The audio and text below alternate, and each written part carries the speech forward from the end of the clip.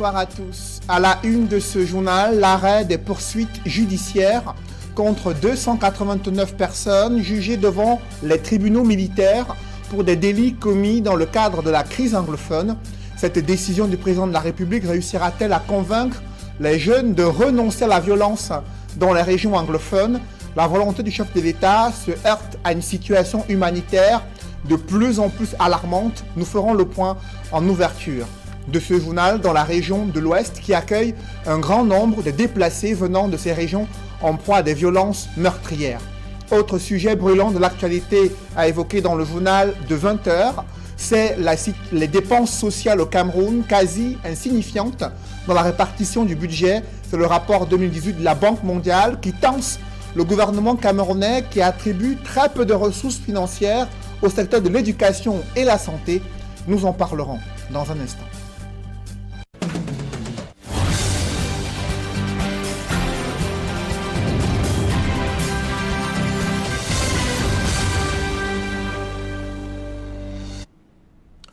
Merci de suivre cette édition complète de l'information sur Equinox Télévision.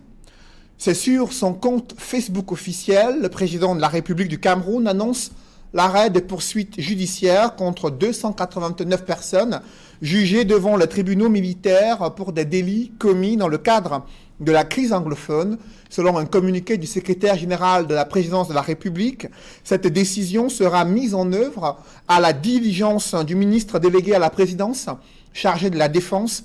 Dans ce communiqué, le secrétaire général de la présidence de la République précise que cette décision de Paul Biya vise à permettre aux jeunes de ces deux régions anglophones de renoncer à la violence et de revenir dans le droit chemin pour participer à la grande œuvre de construction nationale. Selon Ferdinand Ngongo, le chef de l'État réaffirme sa détermination à poursuivre sans relâche ses efforts dans la recherche des voies et moyens d'une résolution pacifique de la crise qui affecte les régions du Nord-Ouest et du Sud-Ouest. C'est un communiqué du ministre secrétaire général de la présidence de la République. Cette décision de Paul Biya portant arrêt des poursuites judiciaires à l'encontre de près de 289 personnes intervient au moment où la situation humanitaire ne cesse de se dégrader et c'est la région de l'Ouest qui est déjà affectée par l'arrivée de nombreuses familles. Elles sont près de 3000 qui sont déplacées dans la région de l'Ouest, notamment à Tchang. Elles se sentent abandonnées à leur triste sort. Elles ont reçu quelques appuis de la part de la Croix-Rouge camerounaise. Des précisions avec Leclerc Sakem. Contraintes d'abandonner leurs biens, leurs activités, de quitter leur domicile, leur village et leur ville natale pour des raisons d'insécurité dans les régions du nord-ouest et du sud-ouest du Cameroun. Elles sont au total 4652 personnes représentant 589 familles les plus vulnérables qui ont trouvé refuge dans le département de la Ménoire. Reparti ainsi qu'il suit. 245 familles hébergeant 2364 personnes dans la ville de Tchang. 104 familles composées de 690 personnes pour la ville de Fongo-Tongo. 175 familles pour 1160 personnes à Santou. 42 familles de 216 âmes pour la ville de Kongni. Et 23 familles de 222 âmes pour la ville de Penka-Michel. Déplacés venus des régions du nord-ouest et du sud-ouest, interpelle tout le mouvement humanitaire dans son ensemble, autant qu'elle suscite de l'émoi et de la compassion. Au chevet de ce déplacé interne, la Croix-Rouge camerounaise leur a témoigné sa solidarité en procédant à la distribution des non-vivres constitués des matelas, des couvertures, des seaux, des marmites, des bidons. Un geste salué par les bénéficiaires, mais qui en demande davantage. Pour la présidente de la Croix-Rouge camerounaise, cette activité s'inscrit en droite ligne des missions de cette institution humanitaire dont le principe consiste à porter secours aux personnes vulnérables sans discrimination sociale, religieuse, politique ou ethnique. Tout ceci réside dans le triple sceau d'indépendance, d'impartialité et de neutralité. Then you wait for 30 minutes. After 30 minutes, every jam will be killed. Et sur le théâtre de la crise anglophone, Paul Aya Abiné a été victime d'une autre agression à son domicile situé à Buea dans la région du sud-ouest. Le magistrat à la retraite raconte que des hommes armés non identifiés ont fait irruption à sa résidence de Buea. Ils ont détruit sa barrière. Il a été battu par ses bourreaux avant l'intervention des forces de sécurité qui ont été alertées par le voisinage. La deuxième attaque enregistre la famille Aya Abiné dans la région du sud-ouest. Les dépenses sociales sont quasi insignifiantes dans la répartition du budget du Cameroun. C'est le constat que fait la Banque mondiale après évaluation de la répartition des différents budgets durant plusieurs années au Cameroun. Les secteurs de l'éducation et de la santé sont les parents pauvres dans l'élaboration des différentes lois des finances au Cameroun. Des précisions avec Donald Brice Kamgan. Le rapport de la Banque mondiale compare les investissements sociaux au Cameroun à ceux des pays de niveau de développement comparable en Afrique. Dans le secteur de la santé publique, par exemple, la Banque mondiale note que le Cameroun consacre 1,2% de son produit intérieur brut aux problèmes de santé, là où les pays comme le Sénégal, la Côte d'Ivoire, le Kenya ou le Ghana affectent respectivement 2,4%, 1,7%, 3,5% et 2,5%. En proportion de dépenses liées à la santé, la Banque mondiale note que le Cameroun est passé de 6,2% du budget de l'État en 2010 à 5,2% en 2016. C'est l'une des affectations les plus faibles en Afrique, note le rapport qui rappelle par ailleurs que ce budget est largement inférieur au taux de 15% de l'engagement du plan d'action d'Abuja pour la santé. Au secteur de l'éducation, le Cameroun consacre 3% de son produit intérieur brut, pendant que le Sénégal affecte 7,3% de son PIB, 5,3% pour la Côte d'Ivoire, le Kenya 5,2% et le Ghana 6,2%. En guise de commentaire, la Banque mondiale explique que ce faible niveau de dépenses en faveur des secteurs sociaux constitue la principale raison pour laquelle le classement du Cameroun reste très faible dans l'indice de développement humain.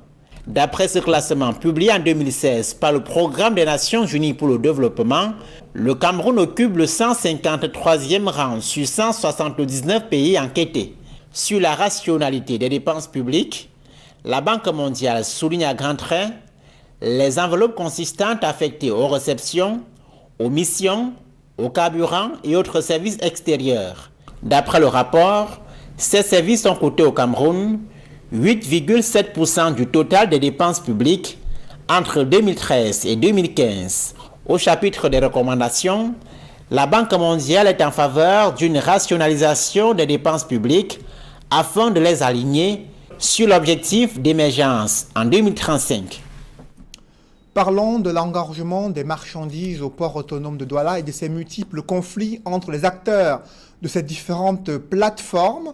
Que peut l'autorité nationale portuaire pour mettre fin à ces désagréments? La question se pose avec acuité au moment où une antenne de cet organisme de régulation vient d'être inaugurée à Douala. Innocent Abega et Jean-Paul Chouniat.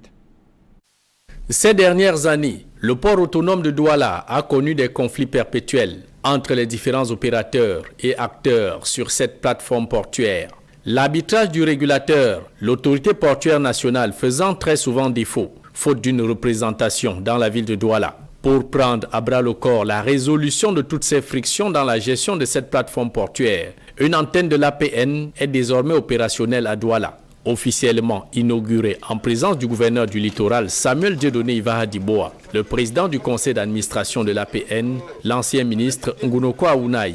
Le travail sera fait en sorte qu'il y ait un relais rapide entre les opérateurs et la direction générale à travers cette antenne. Déjà pour faire parvenir des informations, mais également pour la mise en application des résolutions prises dans le domaine de la maîtrise des coûts et puis de la facilitation du passage dans les ports.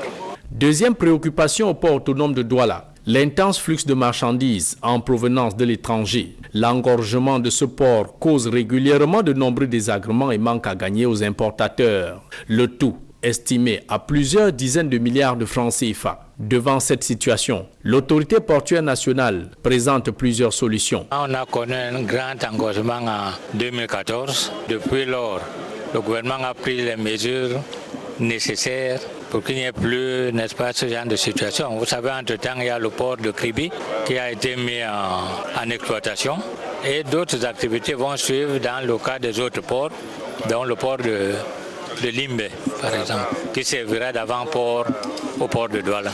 Et tout cela permettra de résoudre les problèmes d'engorgement. L'antenne de l'autorité portuaire nationale du littoral est donc opérationnelle. Son équipe dirigeante a désormais fort à faire pour pacifier les relations entre tous les acteurs en activité au port autonome de Douala. L'accaparement des terres, le dépassement des limites d'exploitation forestière et autres phénomènes de pollution sont les principales violations des droits des communautés riveraines aux exploitations des ressources naturelles au Cameroun. La société civile tire la sonnette d'alarme dans un rapport qui fait état de ces violations des droits des communautés riveraines aux exploitations forestières et autres ressources naturelles. Élisée Bokba et Marcelin Gansop. Le cas du jeune Sosten Samba est à la fois pathétique et préoccupant. Lui qui a 12 ans est tombé mortellement dans le piège de l'exploitation minière sauvage et irresponsable dans la région de l'Est. Il y a de plus en plus de cas qui se produisent dans les zones d'exploitation minière où les sites ne sont pas réhabilités après l'exploitation. Par conséquent, ce n'est pas que ce petit, mais c'est plusieurs autres membres des populations riveraines qui se retrouvent soit en train de se faire enterrer par des éboulements, soit en train de se laisser noyer, n'est-ce pas, par des lacs artificiels qui se forment. L'État doit prendre des mesures pour mettre fin à ce désordre qui est organisé par les exploitants miniers au Cameroun. En plus, l'exploitation des ressources naturelles ouvre très souvent la voie à la violation flagrante des droits des communautés riveraines. Il y a cette situation où on retrouve, n'est-ce pas, une pollution de l'environnement dans les projets d'exploitation des ressources naturelles, que ce soit les projets agro-industriels ou miniers surtout. Il y a aussi l'atteinte aux droits fonciers des populations rurales et autochtones. Bien que la terre constitue leur principale source de survie, n'ont plus accès à la terre parce que les politiques de l'État, l'avarice des agro-industries et des autres exploitations, des exploitants des ressources naturelles et même les procédures d'obtention des titres fonciers ne facilitent pas, n'est-ce pas, leur accès à la propriété foncière. Entre l'accaparement des terres, l'absence des études d'impact environnemental, l'abandon des sites miniers qui deviennent des tombeaux ouverts, les populations rurales et autochtones ne savent à quel sens se vouer. Au banc des accusés, l'on cite pêle-mêle l'État et ses démembrements. Les chefs traditionnels, les élites et même les multinationales, plus préoccupés à se remplir les poches, privant ainsi les populations de leur droit à la survie. Devant la gravité de la situation, l'association Terre Cameroun tire la sonnette d'alarme. L'État doit prendre des mesures urgentes. Dans les politiques mises en œuvre pour gérer les ressources naturelles, l'État doit donner une place importante aux populations rurales et autochtones. Et l'État doit aussi prendre des mesures pour contraindre, n'est-ce pas, les exploitants à qui il attribue des concessions à respecter, n'est-ce pas, les cahiers de charges et le... En espérant que ces appels ne tombent pas dans les oreilles de sourds, dans un contexte où l'exploitation des ressources naturelles, au lieu de profiter aux communautés riveraines, les appauvrit plutôt. Quel paradoxe! Une élection qui reste encore dans les esprits, celle qui s'est déroulée lors de l'Assemblée générale élective de la Fédération camerounaise de football avec Seydou Mbombo-Njoya qui a remporté ce scrutin avec 46 voix exprimées en sa faveur sur 66. Il devance Joseph-Antoine Bell, classé 2e avec 17 voix, et Nyamsi Mongue Daniel, classé 3e avec 3 voix. Mabouan Kesak et Hervé Tinda n'ont récolté aucun suffrage durant l'Assemblée générale élective de la Fédération camerounaise de football. On voit tout cela en image avec Rodrigue Ngassi et Ike Cyril. Seydou Mbombo-Njoya a tué le suspense dès le premier tour. Avec 46 voix contre 17 pour Joseph-Antoine Bell, 3 pour Nyamsi Mongue Daniel, 0 pour Mabouan Kesak et 0 pour Hervé Tinda, Seydou Mbombo-Njoya remporte l'élection à la présidence de la FECAFOOT. J'aimerais remercier mes pairs délégués qui m'ont fait confiance, qui m'ont accordé leur confiance aujourd'hui, et dire combien je suis touché par cette confiance et combien j'apprécie le fait qu'ils aient répondu à mon appel pour qu'ensemble on puisse, n'est-ce pas, rassembler, rebâtir, reconstruire notre football sur la base de certaines valeurs telles que l'éthique, la bonne gouvernance et puis également la professionnalisation de notre football. Il y avait 7 candidats pour cette élection. 2 ont désisté. Franck Hapi notamment, qui a rejoint Joseph-Antoine Bell, regrette la non-participation des clubs professionnels. Je peux simplement regretter que, et c'est ça qui m'a un peu amené à retirer ma candidature, c'est que les clubs professionnels n'aient pas eu l'occasion de pouvoir voter. Ça m'amputait de 10 voix dès le départ, 10 potentielles voix, parce qu'on ne sait jamais dans une élection. Mais ce n'est pas ça la raison. Le plébiscite, il est clair. L'Assemblée générale de la FECAFOOT a donné un mandat au président Seydou et avec son équipe. Mais vivement qu'ils mettent en place tout ce qu'ils ont prévu de faire et qu'ils sortent le football camerounais de l'ornière. Arrivé en 2e position, Joseph-Antoine Bell pense que le Cameroun rate l'occasion de développer son football. Je suis très reconnaissant envers tous ceux qui m'ont aidé pour cette campagne. Je crois que c'est très certainement une autre occasion ratée pour le football camerounais, mais l'avenir nous le dira. Et bon vent à la fédération camerounaise, ancienne version, nouvelle version. Dans la foulée de l'élection du président de la FECAFOOT, il y a celle des membres du comité exécutif, 17 au total. Au terme de la toute première session ordinaire de ce comité, le président annonce la composition du bureau. Premier vice-président, M. Aboubakar Alim Konaté. Deuxième vice-président, M. Ossi Joshua Nambangui. Troisième vice-présidence, Madame Eko Mendomo Céline. Quatrième vice-présidence, M. Abo Mohamedou. Après près de 6 années de guéguerre, la FECAFOOT veut renaître de ses cendres. Seydou Mbombo Njoya se présente comme le père de la grande famille du football camerounais. Je me présente ici comme étant le président de toute la famille du football camerounais. Je ne ferme la porte à personne, y compris mes adversaires. Et ils seront les bienvenus. Était également attendue l'élection des membres des organes juridictionnels de la FECAFOOT, mais elle a été renvoyée à plus tard. Le nouvel exécutif de la Fédération camerounaise de football prend effectivement fonction le 17 décembre 2018. Des publi-reportages dans ce journal. Fini les problèmes liés à l'utilisation du matériel électrique de mauvaise qualité. Chint Electric, le géant mondial de la fabrication du matériel électrique, s'installe au Cameroun et met à la disposition des consommateurs du matériel électrique de haute technologie. Reportage.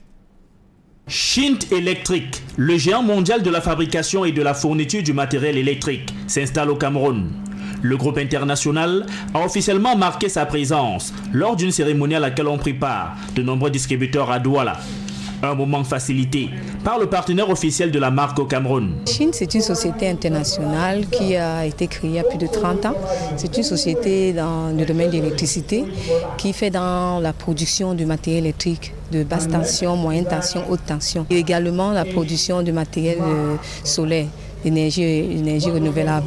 Donc Chint, c'est un mastodonte dans le domaine électrique et ils s'installent dans tous les pays africains. Ils distribuent le matériel, donc leurs produits sont innovants et toujours à la pointe de la technologie. Chint Electric, c'est 9 usines de production reparties à travers le monde.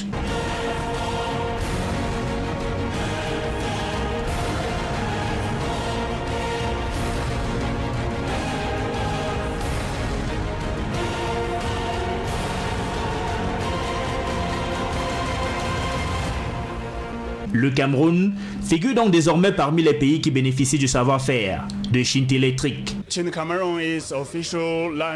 Nous avons officiellement lancé nos activités au Cameroun. Nous sommes heureux d'être ici pour satisfaire nos clients. Nous savons que nous allons leur apporter une bonne puissance technologique à travers notre matériel électrique. We believe that we can bring the more technology and more reliable electrical equipment to Cameroon market. Le matériel fabriqué par Shint Electric est de bonne qualité. Et les clients qui l'ont déjà utilisé sont plus que satisfaits. Lorsque j'ai commandé les équipements de Chine il y a de cela 2 ans, et j'ai eu à tester ces équipements qui étaient de bonne qualité et de prix abordable de ces équipements, j'ai dit le Cameroun a besoin de ces équipements pour pouvoir éviter, donc, comme je le disais, des incendies et que les protections dans les différents bâtiments ou édifices ou projets structurants qu'on réalise soient vraiment aux normes et avec des produits de qualité. Shint Electric est situé à Douala, au quartier Aqua, au lieu dit ancien PMUC. La porte est également ouverte aux distributeurs qui souhaitent commercialiser le matériel de l'entreprise à travers le Cameroun.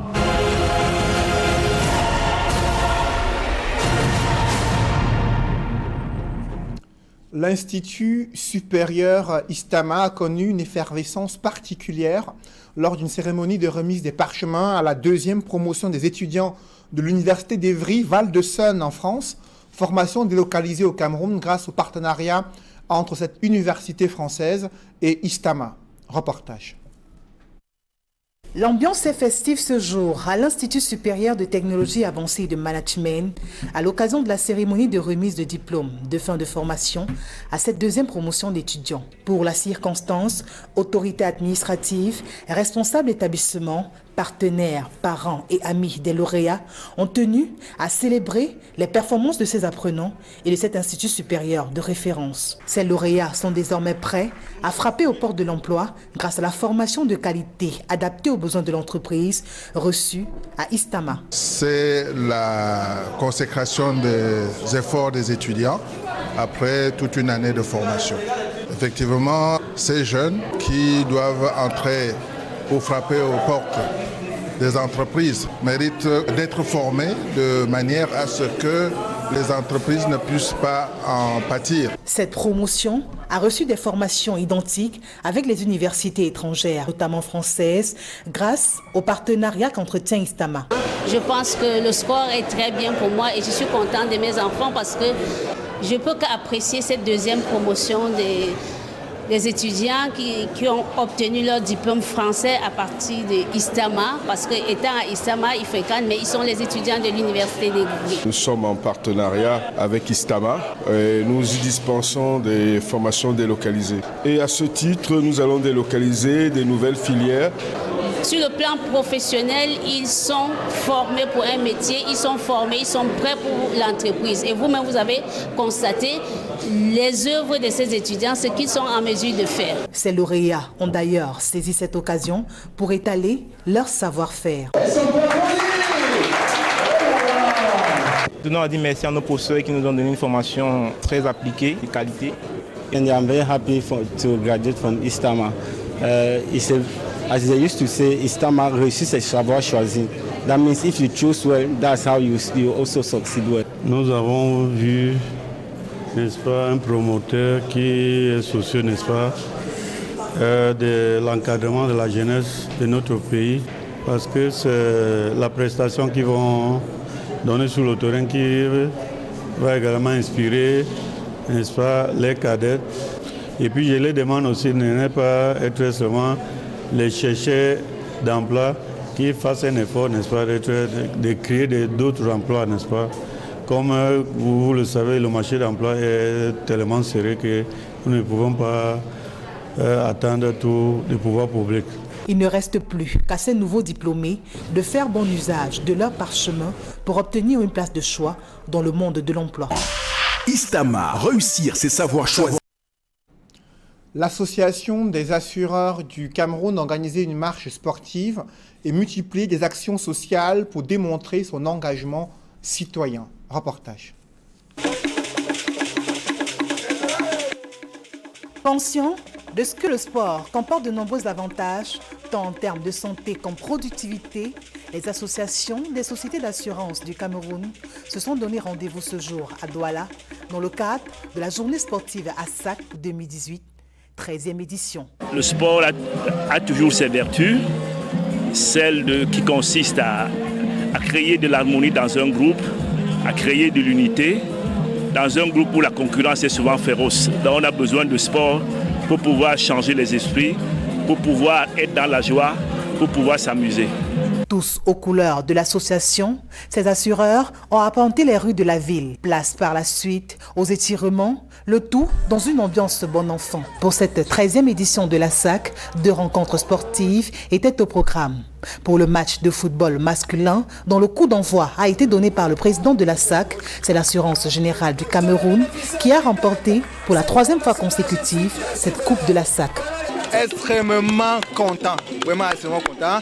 Aujourd'hui, on avait pour mission de rafler ce 3e trophée qui nous tenait à cœur. Donc, comme c'était une mission assignée par la hiérarchie, voilà, on l'a fait et nous allons vraiment jubiler. Côté féminin, ce sont les Amazones qui ont remporté le match face aux assureuses. Ça c'est pour nous. On n'est pas venu blaguer, on est venu prendre, on a pris. Le sentiment de satisfaction est le même pour tous. C'est une saison fantastique que nous clôturons aujourd'hui. Il faut saluer aussi l'organisation faite par notre ami Victor Ndando qui se dévoue depuis plusieurs années pour animer cette journée sportive. Je peux le dire sans me tromper que cette saison aura été certainement la meilleure que nous ayons. Vous avez vu aujourd'hui que le fait de parler des assurances, au fait d'avoir étudié les assurances ne chasse pas le talent. Les assureurs et des joueurs très talentueux. La course au plateau ainsi que le tir à la corde ont également été de réels moments de détente pour l'ensemble de ces assureurs. Le rendez-vous est donc pris pour 2019 pour la 14e édition de la journée sportive de la SAC.